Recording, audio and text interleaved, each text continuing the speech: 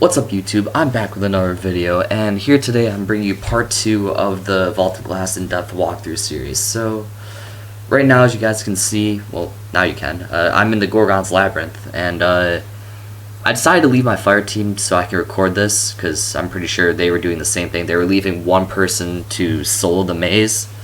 I know how to do it, so here's basically the route that I think is easiest. Some other people do it a different way, but this way is the best way to avoid Gorgons, in my opinion. So what you're going to want to do is wait for the coast to be clear. Once in a while you'll see a Gorgon where I'm looking at right now. And if you don't see a Gorgon, you can just go. You won't have to worry about that one to my left because, well, you're going to have to worry about the moving one, but the one that's just staying still there, he won't be able to see you if you came at that angle that I did. That's what she said. Alright, so once you're up on top of the rock, what you're going to want to do is jump over to that rock right there, where I'm going. And then you're going to want to go straight forward right there. And you're already almost done with this part. So now what you're going to want to do is wait for the coast to be clear. And then you're going to want to jump down. I'll do that in a couple seconds. I remember, like, I heard Gorgons below me. You gotta always be careful too, because from that angle you can't really see those Gorgons. So wait for them to pass, and then just jump down. The only difference from normal and hard mode here is that they put more Gorgons, but those ones are stationary. So right there is the exit. That's how you complete the Gorgon maze. So next is the... I'll load in just a second.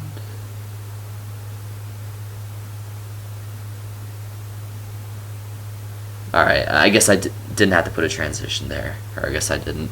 So, right now, here is arguably one of the most difficult parts. So, what you're going to want to do is wait for the first platform to appear, jump onto it, and then wait for the second one, and then just jump off, and then time your hover, and you should be able to make it over. If you're a hunter, use your second or third jump right at the time where I started my warlock hover, and you should still be able to make it. So that's pretty much it for this part. Always be careful around here, because sometimes you can get pushed off real easily. So that's how you get past the, I don't even know what you want to call it. I guess you can call it like a canyon. Like a underground canyon, I guess. Alright, so next I'm going to be showing you guys like a map of the Gorgon's Labyrinth, so you guys can get like a better idea of what's there. I actually intended on putting this before the canyon part, but here it is. So yeah, you guys can see where the exotic chest is, which is at the bottom left, and there's also a second chest to the bottom right. That one, it only gives you energy and shards. If you need energy or shards, go for it, but if you don't, then don't even bother, because it can be a pain to get that, especially with a group of people. Alright, so here we are at the next part, which is Gatekeeper. So once your entire fire team has arrived to the door, you can go in, and all you have to do is kill all the enemies and the Gatekeeper, which is right there at top middle. He's a Hydra.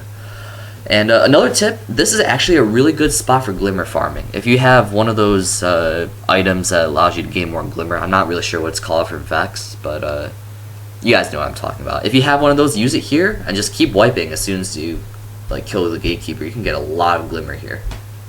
So what you're going to want to do is, like I said before, kill everything, and I'll start talking once we kill the Gatekeeper. Actual hard rate. That gate test at? Oh my god, they dropped so much heavy. Kidding. This must be dead. There are like 3 boxes that just dropped for me. Okay, so what you're going to want to do after the Gatekeeper's dead is you're going to want to have 2 people per sync plate, and then 1 person per gate. the people on the sling plate have to prevent the Praetorian from taking over the sling plate, kind of like the first part of the raid, and the people in the gate have to unload their heavy, or primary, whatever you want to do, on the Axis Hydra. Once it's dead, book it to the top of the hill, grab the relic, kill the enemies, and then just run out and cleanse yourself as soon as possible. Once at least one relic is out, you're going to want to have one person go up towards where it says enemies spawn and kill the Minotaurs that are trying to come towards the conflux. That's pretty much a solid breakdown of this whole part, and I'll explain the second part of this in a second. So what I did was I decided to stay outside since 2 people volunteered already to go to the portals, and you guys will see in a second. Oh yeah, another thing, the Fatebringer is the best hand cannon in this game, period. I'm just gonna say that right now. I don't care it's not the greatest for PvP, but for PvE, this thing is literally overpowered, the definition of overpowered. So, right now I'm on the Venus sing plate, or at least I was, and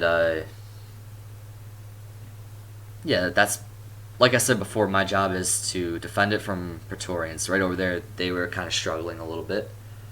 I helped them out by shooting a little bit. So, for the most part, on this side, the Praetorian will spawn where I'm looking, or where I was back there. So, if you have a shotgun, just rush it. One person got the relic on Mars, so that's why you guys saw a conflict spawn in the center of the map. I go there in a second, and excuse me. So once the conflux appears, like I said before, you're going to want to head up towards where the Minotaurs are and just constantly kill them, because they will keep respawning.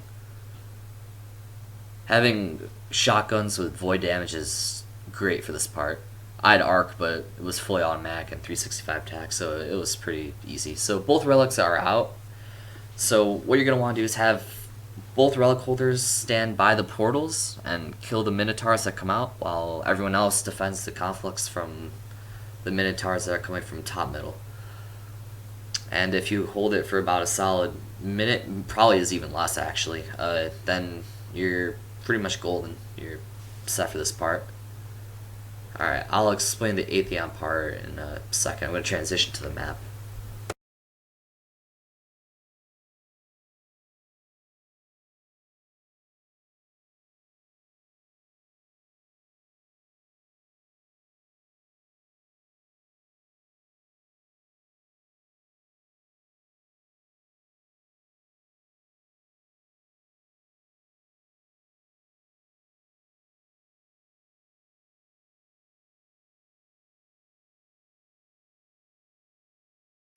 Okay, so for this part, everyone's going to want to take cover from Atheon, because he will be spawning where the conflux is. Actually, it might be a bit further back, but around that area. So, once he spawns, he'll start shooting at you, and in about 15 or 10 seconds around there, he will teleport 3 people. And those 3 people will have to say what planet they're on. It could be either Mars or Venus. You can kind of tell it by the look of it. And for those of you who don't know which portal is which, Gate 1 is Mars and Gate 2 is Venus. So for the people outside, if you're on hard mode, you're going to be put in a cage. You're just going to have to shoot out of it. Not that difficult. Then once you're out of there, you have to hop on the sing plate that corresponds with the correct gate that they're in, and kill supplicants. If you're inside, what you're going to want to do is shoot the oracles if you're not relic holder. That is main priority. Don't even worry about the enemies down below. The first oracle spawns literally on top, or like above you. You guys will see in a second when the gameplay starts. So you don't even have to move, really. All you have to do is just look up and wait a few seconds, and the first oracle will spawn. If you're a relic holder, you're going to want to grab relic. Just go down to the bottom, hit RT, and just keep smashing that button until the enemies are dead. And cleanse people too when they ask. So right now, that's the first oracle down. And you guys will see in a second. Yep, there's the second one.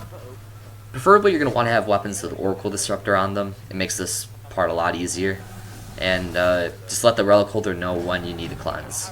Right now we are on the Venus, I don't even know what to call it, I guess you could say platform. It has the grass look, kind of just like Venus, so there you go. So once you destroy all the oracles, Time's Vengeance will come up, which will give all of your weapons a buff. When you come out, it is important that you get cleansed immediately, because you will get blinded if you don't, and it'll jeopardize the run. So as soon as you come out, get cleansed, open fire on Atheon. If you have rockets, I suggest to stay back where I am. If you have machine guns, get inside the shield, but like get to the edge so you can still do damage to Atheon.